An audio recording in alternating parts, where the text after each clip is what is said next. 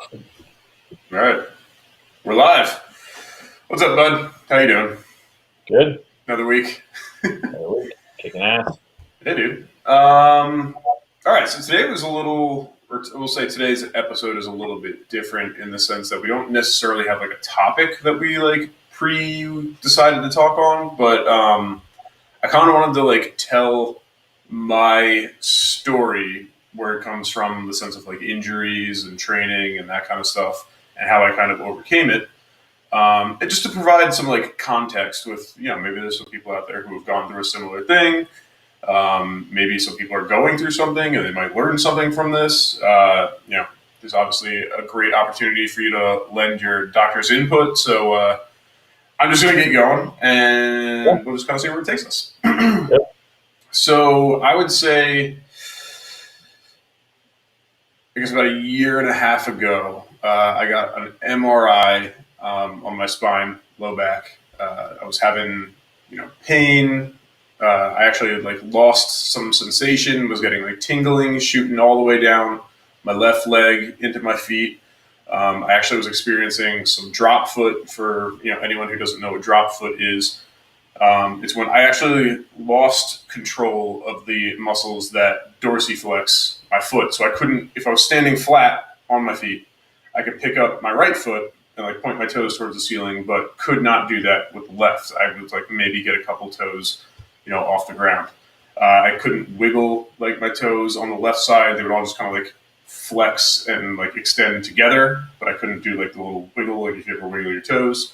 I couldn't even like stand on my left leg to put like a sock on my right foot. Like I had to sit down to do it. Naturally, I was a bit concerned. so that's when I finally like decided. Like I've always kind of battled like low back issues. I would get some pain, but I never had like the nerve issues where I lost function or like sensation or was getting tingling or in that sense. So I ended up going and getting an MRI right around my 30th birthday. So, happy birthday, mate. Brought it to my local chiropractor, and, he was going over the MRI with me. And again, I'm not a doctor, but when you're looking at your spinal column and you see spinal cord, spinal cord, spinal cord, giant gap, spinal cord, spinal cord, spinal cord, like that's not a good thing.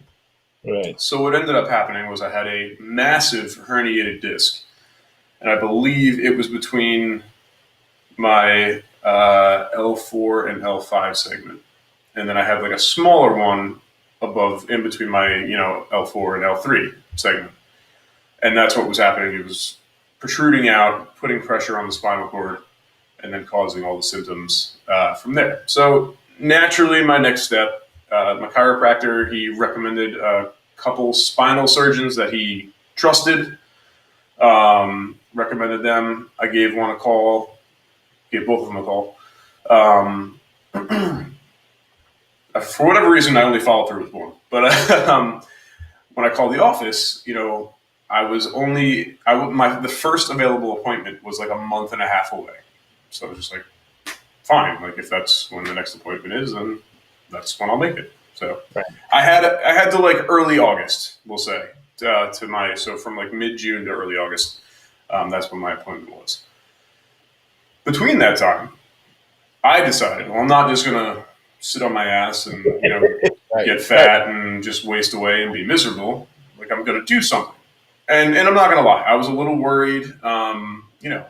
Having gone, experienced a little bit of chiropractic school, like I knew, things heal, and I know that like herniated disc doesn't necessarily mean like the end of the world. However, when it happens to you, it changes your perspective a little bit.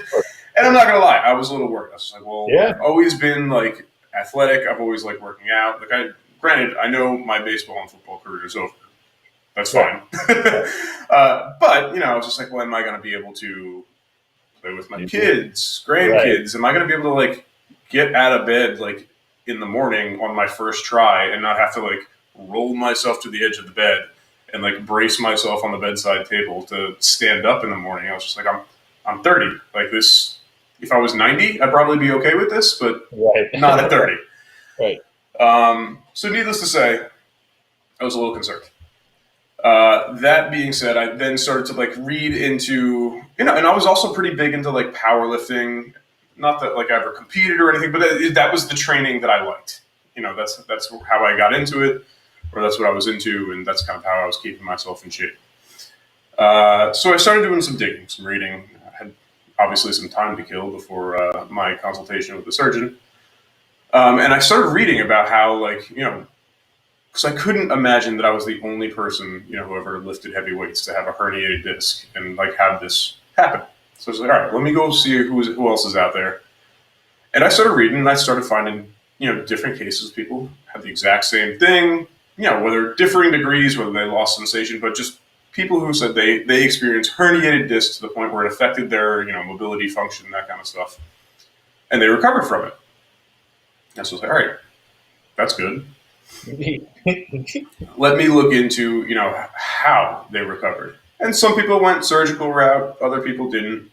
For me, I always view surgery as a last resort, especially when especially when it comes to the spine, because I know generally anytime you're digging in and going into the spine, they like to, generally they want to like fuse something, and you fuse one segment, and now you lose mobility there, and now it starts to affect the segment above and below, and then a couple of years later we're fusing something else. It goes all the way up the chain. So I knew that wasn't going to be for me. Right. And I knew like if I found out that surgery was like the only route that I could go, I was going to see, well, can we somehow get around a fusion? Maybe just like snip the disc, do whatever. Give me some sort of other option. Anyway, I had about a month and a half between then and to figure out what was going on. So what I decided to do, I was still going to the gym. Me and my fiance would go, after work. It was during the summer, so I guess we were teaching. We weren't working, but but I would still go. And I just started off.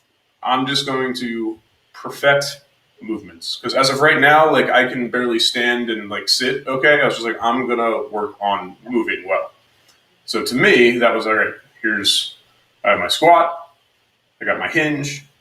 I'm gonna really hammer those, because those are the two ones that are really super affected by this herniation. Upper body wasn't too bad. I just had to make sure if I did anything overhead, I would use like a back support or something. Like if I was on use like a back supported chair or something. But that's what I did.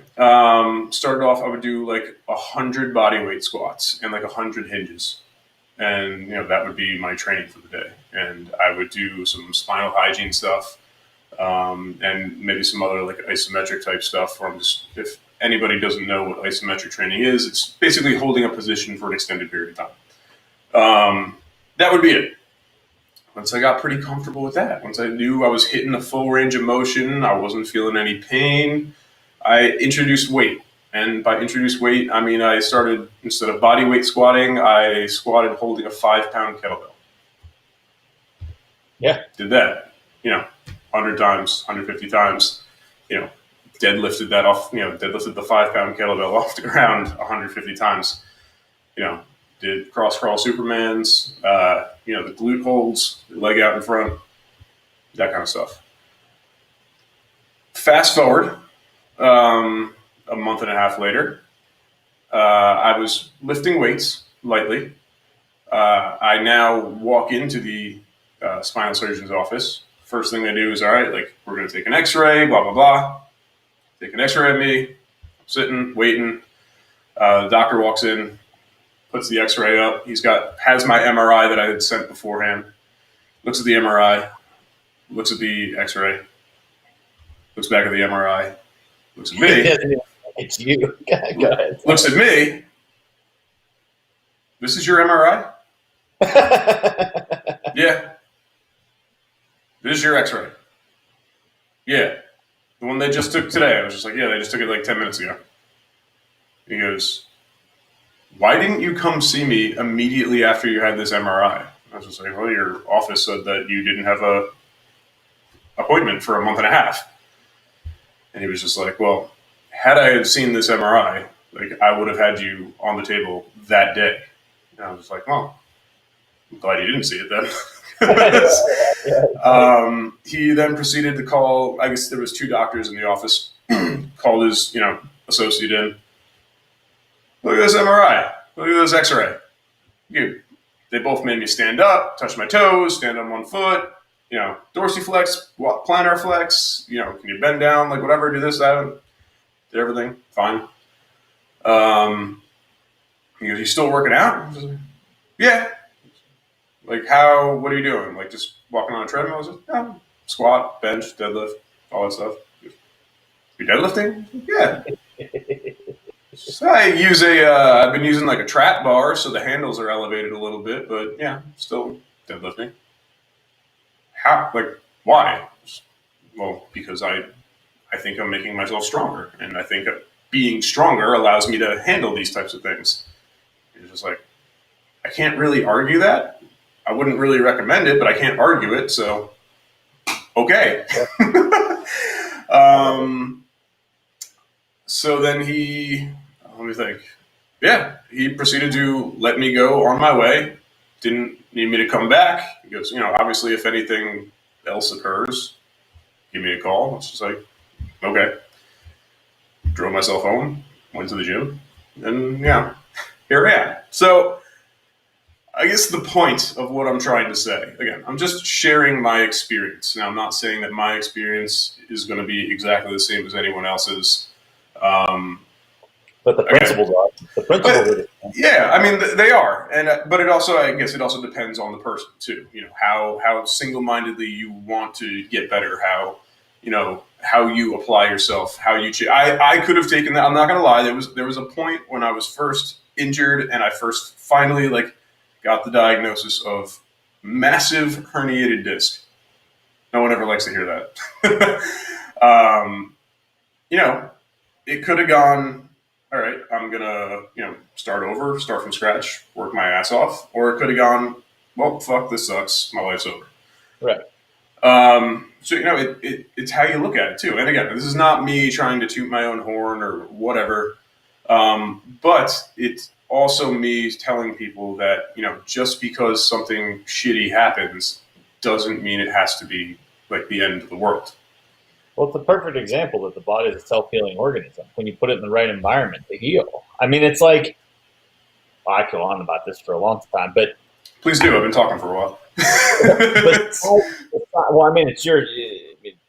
To me, I don't know. When I hear that, I'm like, well, I don't need to hear anything else. That's it. There it is. Like the proof. I've always been that way. The proof is in the results, right? That's how my whole office is built.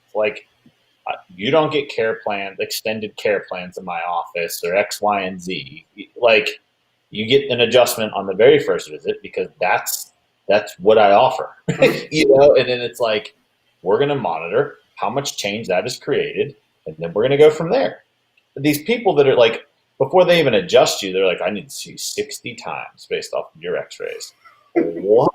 This is happening all over the place. And then they want I'm like, I've never had to adjust somebody 60 times to get results. I'm like, what is happening? But anyways, I digress. So, but besides you talking about all right, going in, fusing the segment, then all right, then that becomes unstable now because it can't move and do these things, even though we think we made it quote unquote stable.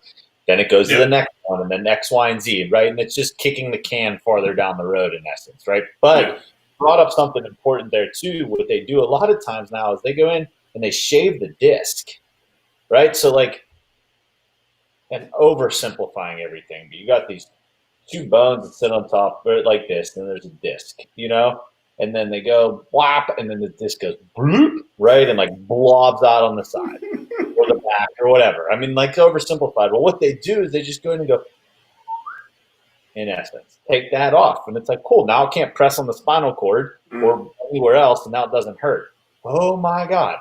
That disc. Now you're missing half a disc. Now you're missing not even just half a disc. The disc is designed as two parts. It has an inside and an outside. And that outside is able to handle, I can't remember what the insane PSI is of what that can handle. What force. But it's interwoven to hold it together, the inside. Now you just walloped that off. Yeah. And it's just you just took the support system that, yes, might have been present on the spinal cord, but you just got rid of it. Like, now what? Now you're going to create more instability just in a different way, and then that one's going to actually get worse and worse and worse, so it can't heal itself because you just took away its ability to heal itself. And so, again, putting it in that right environment is so vital. And of course, I believe the proper adjustments can facilitate that, right? But I think another thing to talk about here that people don't really talk about, and I think is we're going to get a little. I do also want to say that throughout that whole process of me, rehabbing myself, exercising, blah, blah, blah, I was getting like weekly adjustments. Shout out to Dr. Grano Health and Wellness, Hamburg, New Jersey. Awesome dude. Anyway.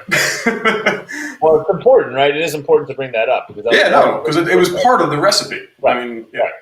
And so, my daughter had a tongue and lip tie when she was a kid, and the first thing that doctor asked was, do you see a chiropractor that sees pediatrics? I was like, I am that guy. Like, we're best friends. But he's like he's one of like the foremost experts in the world on tongue and lip ties.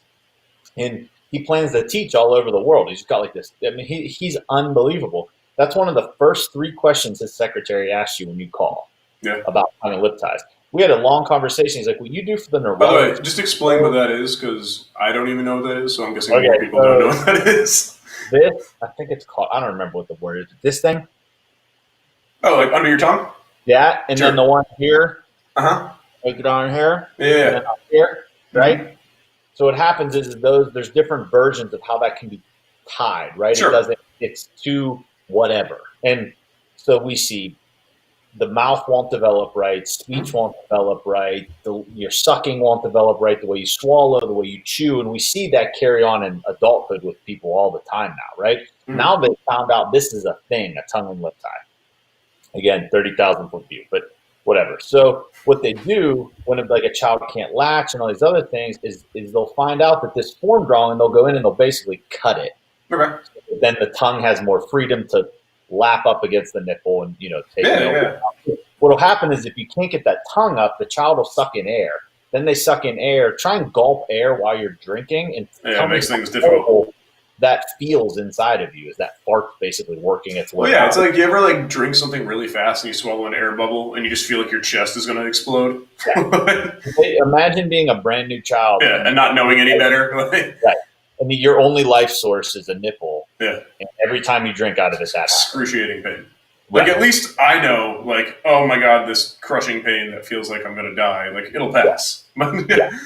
Exactly. So he'd used a laser thing, and hers was super deep. He was unbelievable. I can't say enough awesome things about him. He's in South Carolina. If anybody has a kid with tongue and lip tie, figure out how to get a hold of us, and I'll get you this guy. He's incredible. Because it's brutal. I understand what it's like. But he talked about how important it is for the child, that top bone in their neck, to be adjusted because it controls how the hard palate forms, how the jaw forms, how the skull, all of these things. And he understands the neurology behind chiropractic and how absolutely vital it is for that to be open and clear and communicating for this tongue and lip tie to heal properly, right? Like it's not optional not to in his mind, right? Yeah. Like that's part of the protocol. And to me, I think it's the same with the disc. But when we talk about the disc, I think it's really important to talk in an aspect that I don't even know if we've talked about before. So this is going to be very interesting. Let's do it. So your spinal cord itself that's in your body has the ability to stretch, right? And so as we flex forward and we do things, that's fine. It pulls and stretches, no problem. Well, what happens is as we get stressed, our spinal cord stretches more, okay? So you see that in defense postures, like a boxer or somebody who's really nervous, their tail tucks under like a dog, right? Tail tucks, head jumps forward, like that kind of posture. So we see the spinal cord stretch. And we can take more stretch in essence, right? So we stretch and then it's designed to relax. And then we stretch and then the stress goes away and we relax. No big deal. What happens today is we stretch, stress never goes away. We stretch, stress never goes away. We stress never goes away, right? So we take it to that end range of stretch because we're so goddamn stressed all the time, right? So now you have this spinal cord that's supposed to be able to move and relax and do this thing, and now it's like a tight guitar wire, basically, right? If anyone's ever tightened the guitar wire too much, it's nice. Boom, right? Or you play the note, and boom, comes off. So this thing is so tight, the body's like, oh my God, what are you doing to me? I can't be like this anymore. Like, I have to figure out what to do. Mhm. So the body makes an executive decision.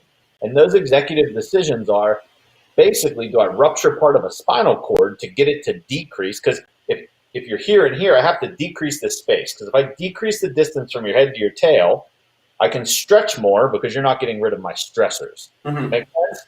Yeah. Well, the body's not going to rupture the spinal cord because it's arguably the most important organ in your entire body, because you can function without parts of your brain, but not without parts of your spinal cord. So, Yeah. so what it does is it takes this executive decision. It goes, oh, I got these discs here. Well, if I make those discs smaller, or if I rupture them, or if I do these other things, the distance from A to B of my head and tail, well, that decreases. And now, yeah, I may have a lot of pain, but I don't really care because I'm trying to preserve my spinal cord, and you won't get rid of the stressors in It's life. like the animal that gets caught in like the bear trap and gnaws off its own foot kind of thing. It's like Yeah, sacrifice the limb for the betterment of the entire organism. right. And it's just trying to, and you see people with massive stress, how the body will decrease the disc space all the time. And we always just think it's, oh, he lifted too much. No. Right. And so then when you do things in the right way, you reduce stress, you train, because it's not that you lifted too much. You went back to training to heal, and your spine changed in a month and a half. Yeah. Right. And so the disc spaces will get bigger again. These things will start to happen because your body can stretch again. The other thing in that aspect that's actually happening that we, again, don't talk about today is we stretch the spine because of stress. We basically pull and send signals in the brain that's like, oh my God, I need help. I'm being stressed. So your adrenals kick on and they start pumping away, right? The more adrenals you have, then you can handle that stress. Well, again, the adrenals, just like spinal cord, are meant to relax so that we can refill. We never take processes to reduce stress in our life. So we stay ramped up, we stay with tension on our cord, we stay dumping adrenals out, right? So now we have adrenal fatigue. No, you have spinal cord tension, right? You have too much stress from the spinal cord tension. The adrenals can't keep up. Mm-hmm. So now the adrenals need their stuff to make adrenals. So it's going to start to pull calcium and all these other things from the bone so that then we can produce more adrenals to try and keep up with you, the asshole, who won't just stop doing what I've been trying to. Like, if you listen to your body, it was trying to tell you months ago not to do something, right? So now you got this osteoporosis. My mom's a perfect example of this. Before, and now, of course, right, I moved to Florida, and now all of her stuff's going away because it was spinal cord tension, not adrenals, and not osteoporosis. Do you see how that lineage, it goes, because the body's main concern is your brain and spinal cord. Mm-hmm. Always. And it is so ridiculously good at adapting that it will. So I digress. But boom, and then what you did is, let's say I don't want to reduce the stress in my life. Well, then I need to change my training to allow me to handle more stress, right? Or whatever I have to do to level up to that aspect. Sure. So I hope all of that makes sense. It's a lot. No, there was a clear path of thought there. So okay. No, and go ahead. No one talks about that. Like, no one's like, hey, this happened because of whatever. Like, let's just cut the disc off. Yeah. Well, again, it's a quick fix. It relieves pain, and that's how a lot of things are treated. All right, well, how do I stop being in pain as opposed to how do I figure out? I mean, look, what you just went through, it's complex shit, even, for a doctor. So the fact of like, all right, you have this because of this, which is because of this, which is because of this. Like, that's a lot of connecting the dots. Granted, it's your goddamn job to do it, but hey, but that's what I'm saying. It is, but again, I love principles, and to me, I can find the principle of, well, all right, spinal cord tension. Then, like that, if that changes that. Oh my God, what does it do to diabetes? What does it do to thyroid? What does it do to your brain chemistry? What does it do to how the muscles communicate, how hard they can contract, how not hard they can contract, how far you can bend? Like, we're coming back to then that principle. And there was something you said that was super awesome. Oh, I don't remember, but I want to say this real quick. You may have came across this, and I'm paraphrasing, and I might get it wrong. But again, the principle is the same, and you'll find it online if you look for it. Okay. But This guy was like, I believe, an insurance adjuster, and he was on top of a roof, fell off the roof, landed like on his feet, 15 feet or something like that down. And so ankles and everything is like, boof, just shattered. That was it. Like not walking ever again type of stuff, right? Pins, all these things and everything in him. And I think he was in the hospital bed, blah, blah, blah. Didn't really know what to do. And I want to say it was like looking on forums or whatever, but I believe he came across Ripto's work. I could be wrong, but one of the strong men, right? And I think it was Ripto. Sure. So he came across Ripto's work, which drive me nuts. I don't know the name of the system, but whatever. And so he started like, okay, I can't move anything, but I'm pretty sure he could like move his big toe like this, and he's like, what? That's what we're doing, right? So he just started moving his big toe, just like an inch. You know what I mean? Whatever. Like dude, this is like that scene from Kill Bill, where she wakes up and she was like comatose for like a year or something, and like all she could do was like she was sitting in the back of the car, just like wiggle your big toe. You ever see that movie? You've never seen that movie? Anyway, sorry. It just reminded me of it. I mean, it is what it is. And so what's happening here is he's sending a signal from his brain to his toe, move, right? And then the amount of effort that takes, you're turning on so much stuff in your brain, this thing's moving, right? And so next thing you know, it's this, and then it's this, and then all of a sudden his other toes are moving, and X, Y, and Z. So not to cut you off, but that actually, it reminded me, and that was actually part of my story. Part of my training that I would do is, I think at that point in time, I was doing it every day. Now I think I cut it back to like 3 times a week. But I would finish off my days with plantar dorsiflexion. Just sitting down, point my toes, point them at the ceiling. And obviously, first starting, my right foot was fine. My left foot I could point, but I couldn't bring back up. But every time you thought about bringing it back up, the neurological signal was sent, and the body was starting to build expectancy to make it happen. The loop was laid in the brain. And I could even see the difference. I think I would start doing it for like 3 minutes, and then I bumped up to 4 or 5, whatever. And even from like second 1 to like 3 minutes, there was a difference. 100%. And then the next day when I did it, I might have started off at square 1 again, but then I got a little bit farther when I got to 3 minutes again. 100%. And then from there, now I think my balance is better on my left leg than it is on my right. Because you put so much more mental effort into it that it started to literally turn on again. It's like you rewired yourself from a baby. Yeah, so it was nuts. No, I mean but that's exactly what happened. And so I remember in this story, I think he was like so depressed, he ended up crawling. That's all he could do. He got down, he like crawled away from his house outside so he could just cry, right? And just like was a massive depression too, but he didn't quit, right? There's that principle of like resiliency. He literally started like doing like I think it was like bench squat deadlift, because we know Ripto's a huge fan of those. Yeah. And I don't remember again the inner workings of it, but you'll find it on the internet if you look up like this guy in Ripto. The article will come up. But he would have Mark Ripto. It's son of a bitch. Now I can't think of his. See? It's starting strength. That's it. Starting strength. That's definitely Ripto. So, but this guy would literally take and just add a washer to the weight, like a washer that goes on like a bolt, this, like just boop, and then he would do it, right? And then he would get there and he'd add another washer. He ended up like competing in like powerlifting within like 18 months. From like they're like, oh, we should just get you to do regular rehab. You need to like pretend like to do something 8 times. 8 times is not enough to train the brain. Like it's just not. And so, and that's why. And we should at some point do a whole thing on isometrics, just because. And granted, I know it's not like whatever. We can get into that at another point. But like you're right. When you're training like that mind muscle connection, like it's not enough to do something 8 times or to just put a bunch of weight on something and do it. Like that's what I had to do with my foot. Was I had to put 3 minutes on my clock and just go. And I probably do it like 1,000 times. Yep. Now that I'm doing it like, for 5 minutes, I'm doing it more. 2,000 times.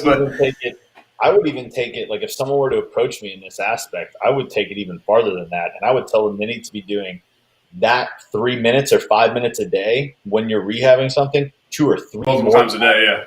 Like you need to be hammering it and just go, go, go because the body.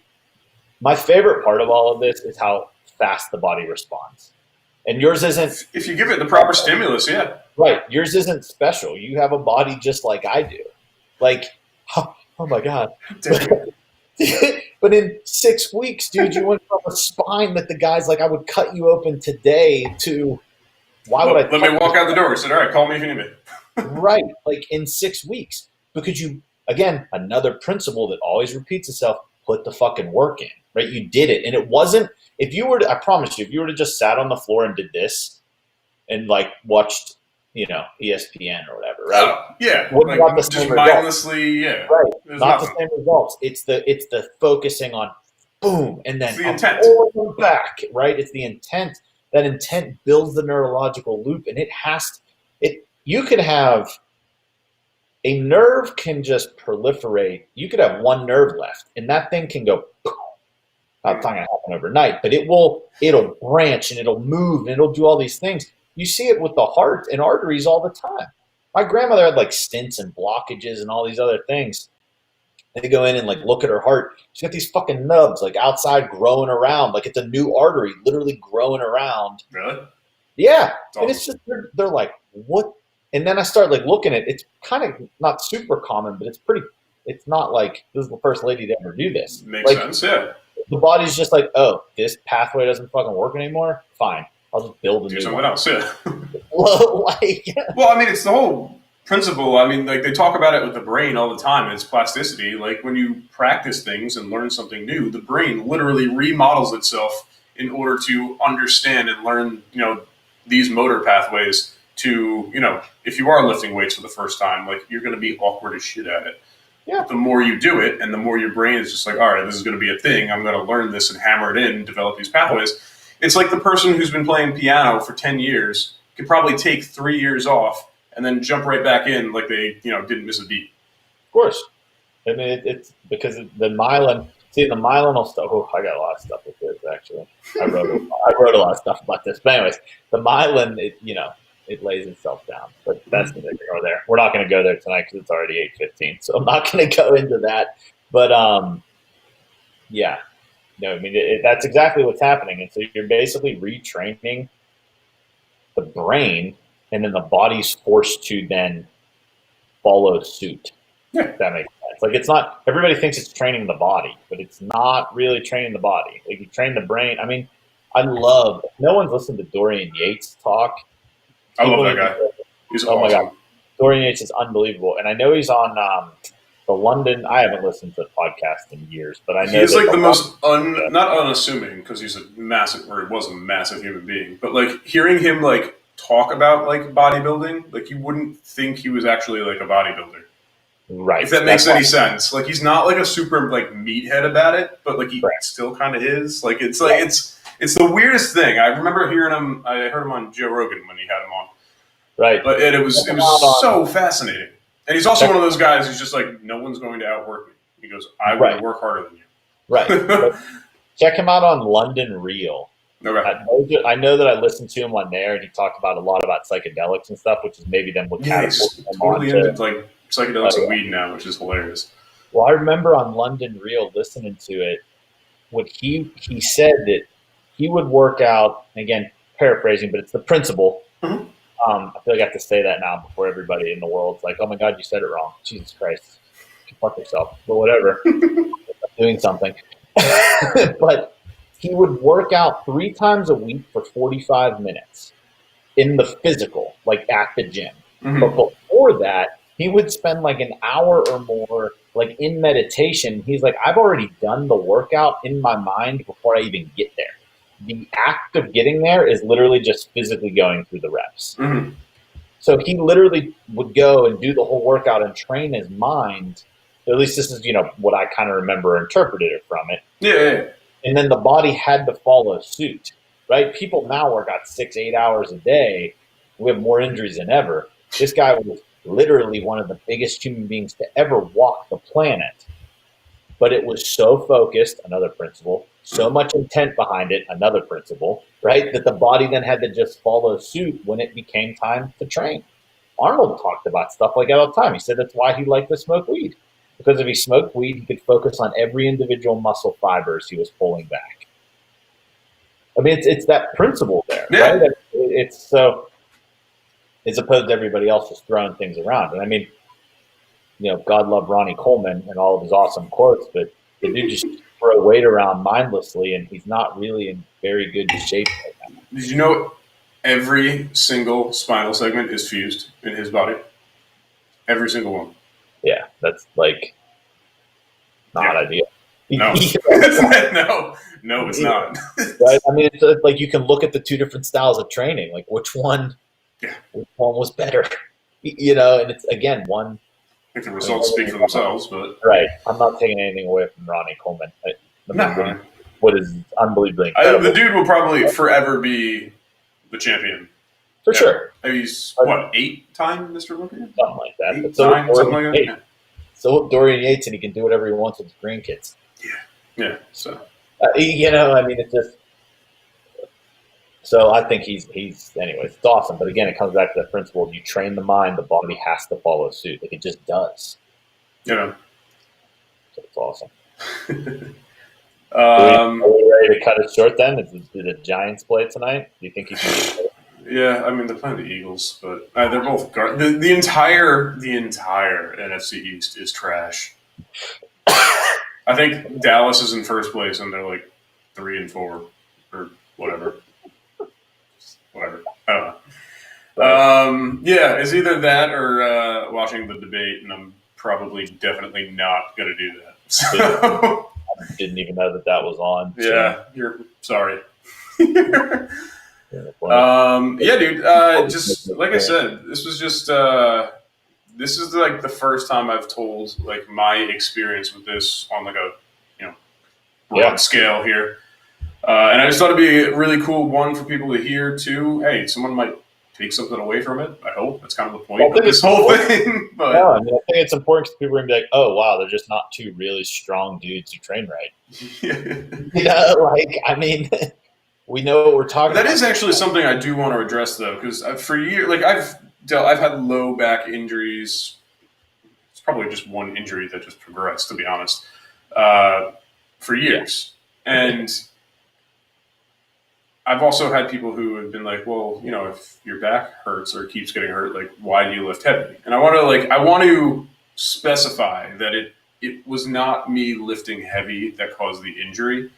It started actually, and I remember exactly when it started. It was my senior year of high school football. I ran an out route, went up for a pass because my quarterback threw it about 8 feet higher than me, got my feet taken out from under me, and landed right on my hip, like all my weight right on there. And that was probably the first time where it bulged.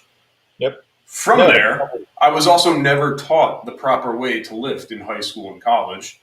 So I 100% was squatting with poor technique because the one thing that anyone ever told me about squatting was don't let your knees go past your toes, which to everyone listening out there is utter bullshit. Your knees can 100% go past your toes. It's perfectly okay. I learned the same thing. Yeah. Don't let your knees go past your toes. It's bad for your knees. But you're going to put all your stress on your lumbar spine and herniate your discs. Thanks, guy. Yeah. So I spent a good 8 years doing that, making it worse. And, at a certain point, it just... Yeah. So I mean, and that's, let's say that is the incident that got the ball rolling. Had you been training properly the whole time, it's null and void. Probably wouldn't have been in the situation. Yeah, exactly. Yeah, so that's why I always want to stress, like, it's not lifting weights that gets you hurt. It's, one, either lifting weights incorrectly, or two, just...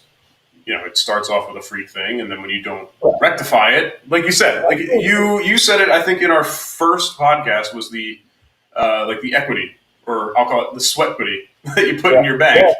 And, if you do things the right way, you train yourself, you're disciplined, you're focused, you put in the work, you can handle the extra stress. I was not at a point, I was 17 years old, I was not at a point where I could, because I didn't know any better. And exactly. And it's interesting too because I think this is very important to make a distinction here. Is like because in one of these podcasts we talked about people not being strong enough to handle whatever they want, Yeah. and um, I used football as an example because I played in X, Y, and Z. Well, football is very physical. It's like a car accident over and over and over and over again. So you need a very high swequity, whatever we're deciding to call it, in the bank account because you're getting hit over and over in these little car accidents, boom, boom, boom, boom. Yeah. It's trying to break it down, right? Now, there are freak hit like Dak Prescott. Come on, I mean that was like a freak thing. There's people that get hit and the knee blows because I mean, there's only so much stress an ankle can take. right. I mean, they're like this, and someone hits them here, and the knee goes poof, like 8 inches that way, or what? I mean, like there's things that can happen like that. But when I'm speaking about you're not strong enough to handle the sport you're playing, this is a very good example. And unfortunately, I have to throw a Pittsburgh Steeler under the bus. Last week, Devin Bush got hurt. He tore his ACL. On the play, he's running out of bounds, barely even touches the guy. Boom, knee goes. Right? Was it one of those? Yep. And I literally, as soon as I saw him on the ground, I went, ACL, bad training, sucks. Like, because you shouldn't be running. Like, there was no extra trauma. Now, you could argue the running was trauma, but his bank account was so low. If running is trauma, then you're in the wrong line of work. Right. His body just got asked to handle so much that it couldn't handle running or stopping. That was his breaking point. That running or stopping or that pivot move, right? Pivoting shouldn't rupture things either. Yeah. No, it's never good when there's a non-contact injury. Right. That's the 1,000th straw that broke the camel's back. It's not the problem, right? So I hope he goes back and really refocuses and addresses his training the right way because he can rebuild it back to where that's never an issue again, right? Not because it was very much non-contact, and I saw it, and everybody at the bar is like, he's going to be fine. And I'm like, he's not okay. That's not okay. Like, that's the ACL. It's like the same thing happened to Saquon Barkley like earlier in the season. He just like planted weird, and like as he planted, like he got hit, and it didn't look bad, but it was one of those things where you're just like, see you next year. It's not. And it wasn't that incident. It was all of the other traumas build up leading up to that, and that was just the. Yep. And so I think it's important to distinguish between those two things when I do or we put people on blast for like, hey, it was your training. Like, you should have been able to handle that. Yeah. There's situations where that's a thing. There's also situations where you jump 8 feet in the fucking air and you fall 15 feet off of a roof. Yeah. Shatter your ankles. Right. Like, could you make the argument that he wasn't strong enough to handle it? Sure. Yeah. He wasn't, or else he wouldn't have shattered his ankles. You're also not strong enough to catch like a moving bus either. So exactly. So it's like, we're only human. I'm not Goku, man. If only. If only. The coolest thing in the world. So yeah, I think that's an important distinction to make too. And like, again, you should be able to go back to your training to rehab yourself. And that's So I guess if there's any sort of takeaway that I want anyone to get out of this, it's, my personal philosophy is surgery is always a last option. I generally don't think anything should be either put in or removed from your body unless it needs to be. That being said, with all other options. Right. That being said, depending on the injury, obviously, if you get hit by a bus, is different circumstances. But it is possible to, if you set your mind to it, to put in the work to rehab yourself back to, where you want to be. Now, granted, would I say I'm 100%? No. But granted, I'm also 31 years old. Who past 20 is 100% anyway? Well, I think that's where. That's fine. I think the potential there, I think that everybody past 20 should be at 100%, first off. Second, I think that this is important to talk about because all happened at 30, you're 31, you're still training, the body's adapting, it's changing. If you continue to do what you're going to do, you're going to get stronger and healthier and more capable of whatever you want to do. So you're going to get better. And this is an important part to talk about with Devin Bush, who just injured his ACL, right? So he's going to go get surgery. They're going to fix it. Fine, whatever. I ruptured my Achilles. It rolled all the fucking way up my calf. I had to get the bitch pulled back down and done. I mean, whatever. Like, it needed to be done.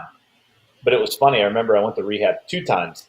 The second time I went to rehab, they told me to do 3 sets of 12 for calf raises, and I did 300 of them in there. Remember, because we were training with Tommy. Yeah. The guy's like, "What are you doing?" And I'm like, moving my foot. Moving my foot. And he's just like, what? Like, he was like shocked, right? It was pretty funny. So I just bothered never to go back. But when you I know more than you.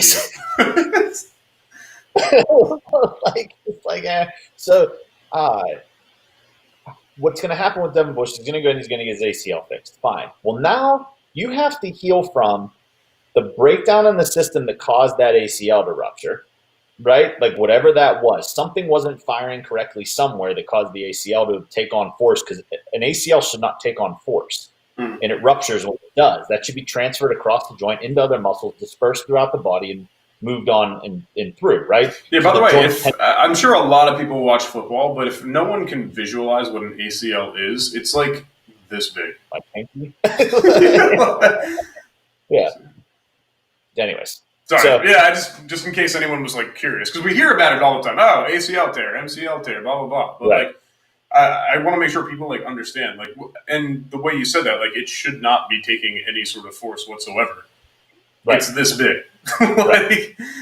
And so when it does take force, it ruptures, right, or whatever. So this thing does that. It ruptures, fine. Now he has to heal from, again, what originally caused the body to not be able to absorb force, to put force into the Achilles or the ACL and rupture it. Now he just got cut open and had surgery. Yeah. So now you have to heal from the surgery too. And you're a professional football player, so we expect you back in 6 fucking months. Yeah. So now you have to go through this. Now there's a timeline. Yeah. Right. Now there's a timeline. You had this beautiful thing of there's no timeline.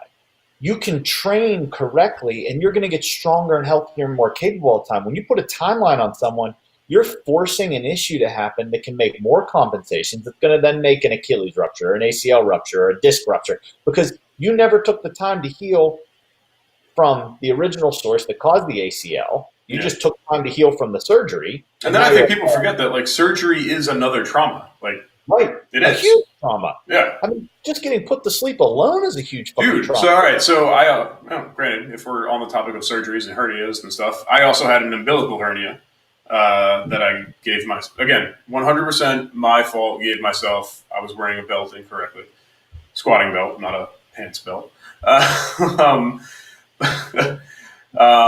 again, got put under. I got that fixed surgically. I got put under. I did not feel myself until 2 weeks after surgery. Yep. Just from, and I'm not talking about like the pain. I just mean mentally, I was like walking around in a fog for 2 weeks because of the anesthesia. Yep. I have a doctor that I'm friends with, and she did the blood on someone like 48 hours after dental work. And she was like, what in the fuck? Like, and that's what she does. She studies blood. And she was like, oh my God. Like, she just go to a rave? Like, I mean, she was just like, so I can't even, anyways, that's just another trauma to the body. Sorry, I'm getting everyone sidetracked. No. But anyways, the point is that there's all these, like, people don't think of all these things. Oh, I'm just going to sleep. No, you're not supposed to be doing that. Your body's, we're chemically making and doing, and then your body fixes that. And then it's like, it wakes up and it's like, Jesus Christ, now I got pain. And then it wakes up and then it's like, oh, now you're giving me muscle relaxers, and now you're giving me pain pills, and now you want me to move, and now you want me to heal. I'm not even sure where I am. Like, so it's given all these things, and then we throw a timeline. It's like, dude, you better be back in 6 months, or you're not getting a paycheck. Yeah. And I get it. I understand that. But if we took timelines away, which we can't and they won't, maybe these things don't reoccur, right? We see anyways. Yeah. But no, that's a valid point, because now that you say that, I definitely feel so much better, like closer to 100% now than I did, a year ago. Right. And especially, when I had the injury. But even like, after that, I would say after those 6 weeks, after like I got diagnosed with the hernia, went to the spinal surgeon, we'll call that 6 week period. I felt pretty damn good after I walked out of that spinal surgeon's office. And I feel better now. And the way I'm going, yeah. So you know what? I think you're right. There's no reason why I can't get to 100%. It's just I'm taking my time, and I don't have a timeline, so I can do this the proper way. Right, and that's the principle, right? And so then, again, there's the principles of things taking time, the principles of healing, the principles of doing it the correct way. And when you do it the correct way, you rehab the source of the injury. And when you rehab the source of the injury, then when you're at 100%, you don't have to worry in the back of your mind of this shit happening again, because now you're stronger. And then you hit that 100, then we go into a whole new world you've never even played in before. Yeah. But in your 30s, like that's how I view those things. To me, and maybe someday we'll talk about the Achilles, because it was pretty hilarious when I argued with the doctor about coming back, and he didn't want me to come back, and I'm like, bro, I'm not using these goddamn crutches. It was hilarious. And I walk in with a shoe on, friggin' 8 weeks, or was it 10 weeks? 10 weeks he gave me his blessing to get back on a spin bike. He's like, I've never seen anything like this. And he takes care of professional athletes. I mean, there's jerseys lining the walls all sides. Oh, really? Oh, yeah. He's like a huge deal in Atlanta. Dr. Labib. Yeah, it was awesome. I walk in. He's like, I'll come back. Just whatever. Just come back. I'm like, all right. So I come back and I hand it to him. He's like, what? Yeah. You ever watch Parks and Recreation? You know Ron Swanson all the time. Yeah. It just, when you were telling your story about there's, all right, dude, 3 sets of 12 and you knock out 300. What are you doing? I'm just envisioning the scene where Ron Swanson is buying burger meat, and the guy comes up to him and he's just like, oh, can I help you? And he goes, I know more than you.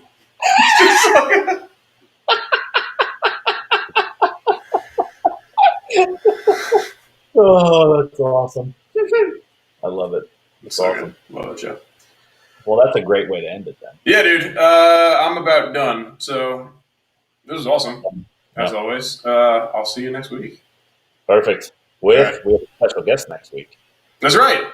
Yeah, we'll have a special guest. Stay tuned. That's right. I got to make sure I have a proper setup here. I can put 3 people over here. I'll figure that out. Have a good old 3-way. I like it. Woo. All right. Later, man. I'll see you. Bye.